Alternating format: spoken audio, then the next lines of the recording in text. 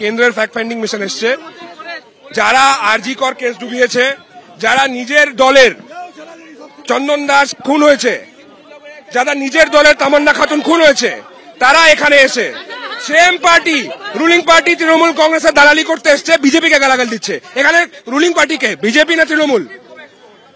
এই কেসটার জন্য দায়ী কে? বিজেপি না তৃণমূল? হ্যাঁ,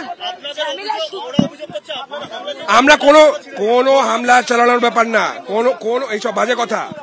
ওরা সবসময় তৃণমূলকে বাঁচানোর জন্য মহিলার জামা কেউ ছেড়েনি। ওনার তৃণমূলের যখন দুর্ব্যবস্থা হয়েছে, তখন দুর্ব্যবস্থা এক্সপোজ হয়েছে, তখন সেখানে এসে ফোকাস সরানোর জন্য এইসব টাইপের ঘটনা নিজেরাই রচনা করে। নিজে ঝামেলার সূত্রপাত এইভাবে হয়েছে কিছু, যখন এখানে ফ্যাক্ট ফাইন্ডিং মিশন এসছে, তখন ওরা ফ্যাক্ট ফাইন্ডিং মিশন ভিতরে ঢুকে গেছে, তখন ওরা হঠাৎ করে স্লোগান ইয়ারিং করতে শুরু করেছে, বিজেপি হায় হায়। তো ন্যাচারালি সেটা শুনে বিজেপির লোকেরাও খেপে গেছে। ঠিক আছে, তো বিজেপির লোকেরা স্লোগান করতে গেছিল সেখানে। আমরা প্রথম কথা হচ্ছে, আমরা এখানে কোনো উত্তপ্ত করতে আসিনি, আমরা এখানে কোনো প্রতিবাদ মিছিলও করতে আসিনি। পরিস্থিতি কিন্তু অভিযোগ পাল্টা অভিযোগকে কেন্দ্র করে রীতিমতো ধুন্ধুমার পরিস্থিতি সাউথ কলকাতা ল কলেজের সামনে।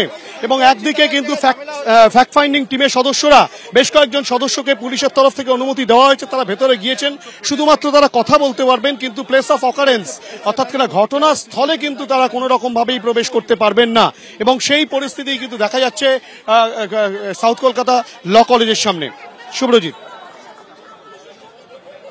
যে পরিস্থিতি কিন্তু একেবারে সাউথ কলকাতা ল কলেজের সামনে তৈরি হয়েছে, ফ্যাক্ট ফাইন্ডিং টিমের সদস্যরা তারা যখন ল কলেজের ভেতরে প্রবেশ করবেন, সেই সময় তাদের সঙ্গে যেহেতু বিজেপির কেন্দ্রীয় কমিটির সদস্যরা তারা রয়েছেন, সেই সময় কিন্তু রাজ্য বিজেপির নেতৃত্ব যেমন রয়েছে, এখানে বিজেপির বেশ কিছু কর্মী সমর্থক তারাও কিন্তু এসে উপস্থিত হন।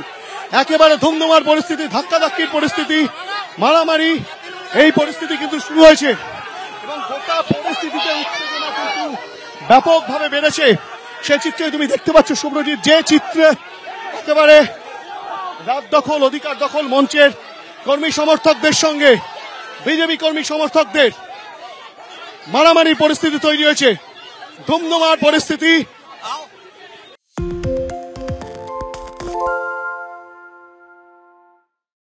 সত্য অন্তহীন, সত্যের খোঁজও তাই, সত্য সন্ধানে তাই আমরা অক্লান্ত, অকুতভয়। এবিপি আনন্দ নতুন ভাবনার প্রতীক, যা মনে মুক্ত, তথ্যে যুক্ত এবং যাবতীয় সীমানার বাঁধন থেকে মুক্ত। সীমা না শব্দটির মধ্যে লুকিয়ে আছে মানা শব্দটি, যেন চোখ রাঙানি এক অদৃশ্য বেড়াজাল, যা আটকে রাখে আমাদের এক ছোট্ট গণ্ডির মধ্যে। একমাত্র সঠিক খবরই গড়ে তুলবে এক মুক্ত সমাজ। সেই জগৎ গড়ার লক্ষ্যে কোনো সীমানার ঠুকুটি আমরা মানব না।